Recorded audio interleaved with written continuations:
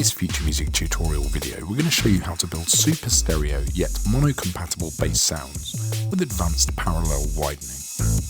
By sending your solid centered bass signals to a dedicated stereoizing aux return, you'll have complete control over the level, width and tone of the new stereo content you're adding, independent of the mono mix. This level of precision is even more important when stereoizing sounds containing low frequencies, as you can meticulously filter and EQ to control the widening. And you can also set up multiple stereoizing auxes in a project for contrasting flavors. So let's create a custom widening bus. Load up a harsh delay, short reverb or pseudo stereoizing plugin on an aux return in your DAW.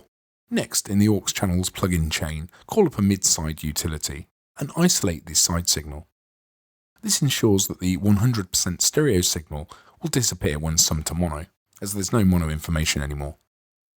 To curtail the aux signal's bass content, load an equalizer last in the plugin chain.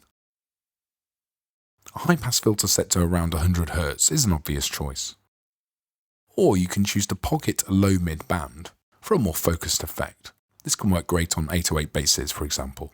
Now head over to the mix channels you want to widen and send their signals to this aux.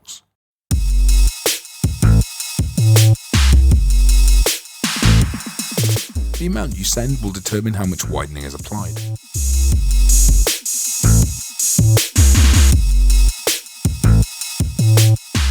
And you can head back in and tailor the tone and dynamics of the new stereo content by processing the aux further.